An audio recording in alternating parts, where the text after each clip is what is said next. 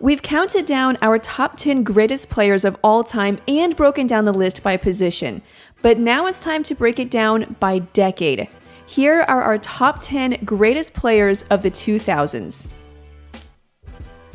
Number 10, Dwayne Wade.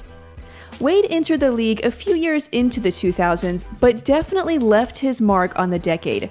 After being named to the All-Rookie First Team in 2004, he went on to make the All-Star team every season for the rest of the decade and won an NBA championship in just his third season. He won the NBA scoring title in 2009 when he averaged over 30 points per game, along with 5 rebounds, 7.5 assists, 2.2 steals, and 1.3 blocks per game. Number 9, Allen Iverson. For a player whose nickname is The Answer, there are so many questions about his career. There's no doubt that Iverson was a lethal scorer, but in today's world of advanced stats and analytics, his place among the greats is in a constant state of flux. Yes, Iverson was not an efficient scorer by any means, but look at what he accomplished. He was an All-Star all through the 2000s and won All-Star Game MVP twice, along with a regular season MVP, though that was in the 2001 season. He is a Hall of Fame player who constantly carried subpar Sixers teams beyond their potential, and he did it with his own style. Number 8, Jason Kidd. In the 2000s, Jason Kidd was basically a triple-double machine. In fact, he's third all-time in total triple-doubles with 107, putting him just below Oscar Robertson and Magic Johnson. Kidd was the type of player that could take over a game without even scoring, which was a good thing because he wasn't much of a shooter until later in his career. He consistently averaged 6 to 7 rebounds per game and 9 to 10 assists per game, along with multiple steals. He excelled in just about every facet of the game and won an NBA championship just outside of the 2000s in 2011 with the Dallas Mavericks. Number 7, Steve Nash. Midway through the 2000s, Nash went from the Dallas Mavericks to the Phoenix Suns and transformed from a young all-star point guard to an MVP, a 2-time MVP in fact. The Suns' high-octane offense was governed by the mastermind Nash, and he ran it to perfection.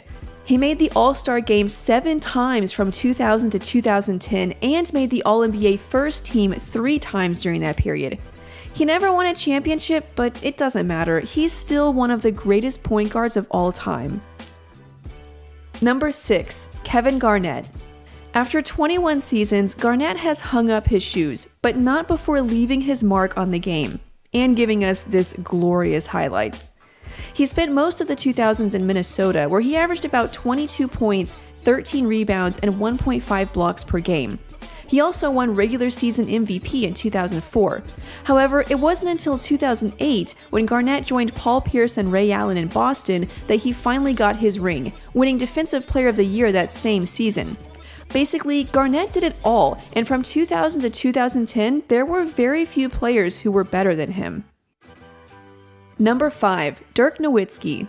Here's a fun fact. From 2000 to 2010, Dirk has the highest win shares per 48 minutes of any player on this list. That's higher than Duncan, Garnett, Kobe, Shaq, and LeBron. In total win shares per season, he's second only to LeBron.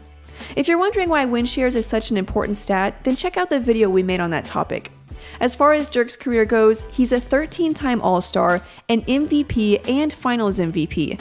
He made the All-NBA First Team 4 times during the 2000s, was top 10 in points nearly every year of that decade, on his way to currently being 6th all-time in points scored, and top 10 in rebounds 3 times during those years. Number 4, LeBron James. If this was a list of the greatest players from 2000 to now, LeBron would probably be higher than 4th. However, up to 2010, LeBron had yet to win a ring and was even considered a soft player that choked in big moments. He has since come through in the playoffs, but he hadn't yet done that in this decade. However, he had made the All-Star Game 6 times, made the All-NBA First Team 4 times, made the All-Defensive First Team 2 times, and won 2 MVP awards. Number 3, Shaquille O'Neal. Shaq suffers from the same problem LeBron does. His dominance is spread across 2 decades. For the first half of the 2000s, Shaq was a 4-time champion and a 3-time Finals MVP. For the second half of the 2000s, Shaq was an older veteran that teams like the Suns, Cavs, and Celtics hoped would grab enough rebounds to bring them a ring. He's at third here, but that doesn't take anything away from his career as a whole. The Kobe-Shaq connection in LA was unstoppable for several years, and O'Neal is one of the greatest centers of all time. Number 2, Kobe Bryant. Kobe Bryant is one of the greatest players of our modern era from 2000 to now, but he was at the top of his game in the 2000s. It was during this decade that he won his 5 NBA titles, along with 2 Finals MVP awards and a regular season MVP award.